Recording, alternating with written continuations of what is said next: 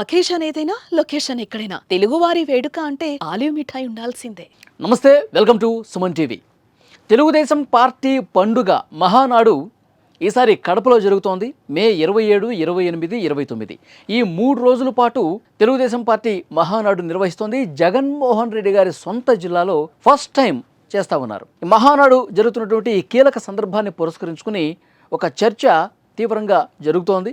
Social media వేదికగా Telugu Desam party కార్యకర్తలు చర్చ తీసుకొస్తా ఉన్నారు. మంత్రి నారా లోకేష్కు ఉప ముఖ్యమంత్రి పదవి ఇవ్వాలి అని ఒక డిమాండ్ మళ్ళీ తెర మీదకు వస్తోంది. ప్రస్తుతం ఆయన ఐటీ శాఖ మంత్రిగా ఉన్నారు, విద్యాశాఖ మంత్రిగా ఉన్నారు, మంచి పనితీరు కనబరుస్తున్నారు.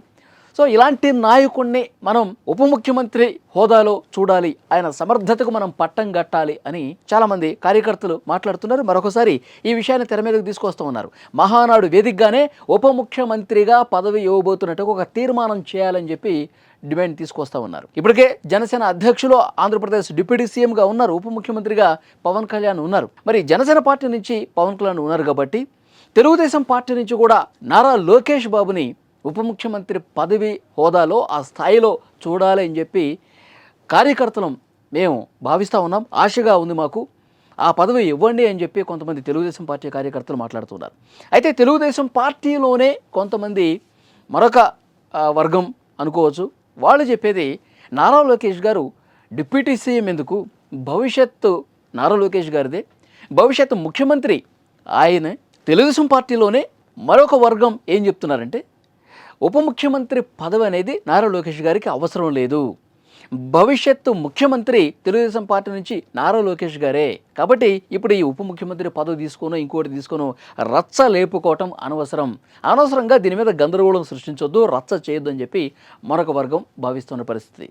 లేదు, మహానాడు వేదికగానే కడప జిల్లాలో మాజీ ముఖ్యమంత్రి వైసీపీ అధ్యక్షుడు జగన్మోహన్ రెడ్డి ఇలాఖాలో జరుగుతున్నటువంటి ఈ వేదిక మీద నుంచే జగన్మోహన్ రెడ్డికి ఒక జలక్ ఇవ్వాల్సినటువంటి అవసరం ఉందని చెప్పి మరొక వర్గం వాదిస్తూ ఉంది. ఇది చర్చ ఇప్పుడే కాదండి, గతంలో కూడా జరిగింది. చంద్రబాబు నాయుడు గారు, మంత్రి నారా లోకేష్ గారు దావోస్ పర్యటనలో ఉన్నప్పుడు, పెట్టుబడుల వేట కోసం దావోసు పర్యటన చేస్తున్నప్పుడే వాళ్ళు అక్కడ ఉన్నప్పుడు ఆంధ్రప్రదేశ్లో ఈ రచ్చ జరిగింది.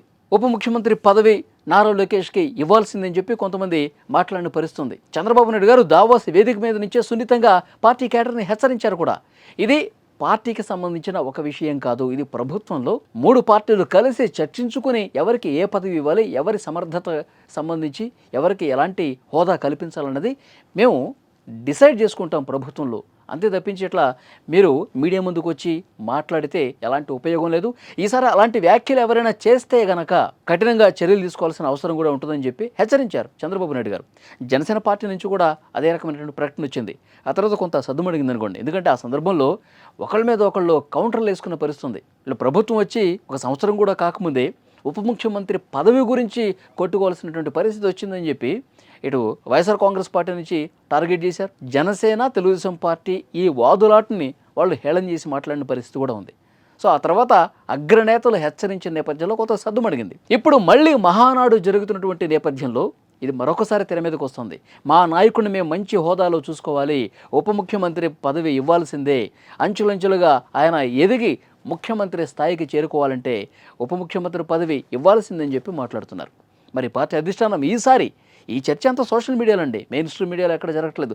సోషల్ మీడియాలో వాళ్ళు అనేక సామాజిక మాధ్యమాల్లో పోస్టులు పెడుతున్నారు. నారా లోకేష్ ఉప ముఖ్యమంత్రి పదవి మీద తీర్మానం చేయండి మహానాడు వేదికగాని. సో వాళ్ళకి ఆశ ఉండొచ్చు, అభిమానం ఉండొచ్చు, కానీ అందరూ కలిసి కూర్చొని మాట్లాడుకుంటే తప్ప దీని గురించి ఒక నిర్ణయం వెలువడదు. చంద్రబాబు నాయుడు గారు ఎప్పుడు ఇలాంటి విషయాలకి, ఇలాంటి రచ్చలకి, రభసకి, గందరగోళానికి తావివ్వరు. సో డెఫినెట్గా పార్టీ అధిష్టానం ఫైనల్గా మళ్ళొకసారి ఇది చర్చకు వచ్చింది కాబట్టి ఎలాంటి డెసిషన్ తీసుకుంటారన్నది చూడాలి. మరొక ముఖ్యమైన విషయం ఏంటంటే మహానాడు వేదికగా కొన్ని సంచలనాలు కూడా జరిగే అవకాశం ఉందని చర్చ జరుగుతోంది. మహానాడు వేదిక మీద పార్టీలో భారీ చేరికలు ఉండబోతున్నాయి. ముఖ్యంగా వైఎస్ఆర్ కాంగ్రెస్ పార్టీ నుంచి ఈ చేరికలు చాలా ఉండబోతున్నాయి. జగన్మోహన్ రెడ్డి గారి సొంత జిల్లా నుంచి కొంతమంది నాయకులు వస్తున్నారు. అలాగే ఎప్పటి నుంచో చేరాలనుకున్నటువంటి 3 ఎమ్మెల్యేలు కూడా మహానాడు వేదికగా వైసీపీ నుంచి తెలుగుదేశం పార్టీలోకి రాబోతున్నారని ఒక చర్చ వినిపిస్తోంది. ఇది కూడా సామాజిక మాధ్యమాల్లో చక్కర్లు కొడుతోంది. ఇప్పటికే 11 మంది ఎమ్మెల్యేలు ఉన్నారు వైఎస్ఆర్ కాంగ్రెస్ పార్టీకి. అందులో నుంచి 3 ఎమ్మెల్యేలు ఎప్పుడెప్పుడు గోడ దూకాలి, ఎప్పుడెప్పుడు పార్టీ మారిపోవాలని చెప్పి ఆలోచిస్తున్నారంట. ఆ ముగ్గురు కూడా ఉత్తరాంధ్రకు సంబంధించిన ఇద్దరు, తర్వాత దక్షిణ కోస్తాకు సంబంధించినటువంటి వాళ్ళు ఉన్నట్టుగా తెలుస్తోంది. సో డెఫినెట్గా ఒక సంచలనమే అవుతుంది. మహానాడు వేదికలో ముగ్గురు వైసీపీ ఎమ్మెల్యేలు కనుక తెలుగుదేశం పార్టీలో జాయిన్ అయితే మరి ఎలాంటి పరిస్థితి వస్తుందా చూడాలి. ఇవన్నీ కూడా సామాజిక మాధ్యమాల్లో చర్చలకే పనికొస్తాయా, లేదంటే ఇందులో ఎంతవరకు వాస్తవం ఉందని తెలియాలంటే ఈ నెల 27, 28, 29 తేదీల్లో జరిగే కడప జిల్లాలో జరిగే మహానాడు వరకు మనం ఆగాల్సిందే. ఈ వీడియో మీద తప్పకుండా మీ అభిప్రాయాన్ని కామెంట్ రూపంలో తెలియజేయండి. నారా లోకేష్ గారికి ఉప ముఖ్యమంత్రి పదవి ఇవ్వాలని తెలుగుదేశం పార్టీ క్యాడర్లో వచ్చినటువంటి డిమాండ్, అలాగే పార్టీ చేరికల మీద మీ కామెంట్ తెలియజేయండి. Thank you very much.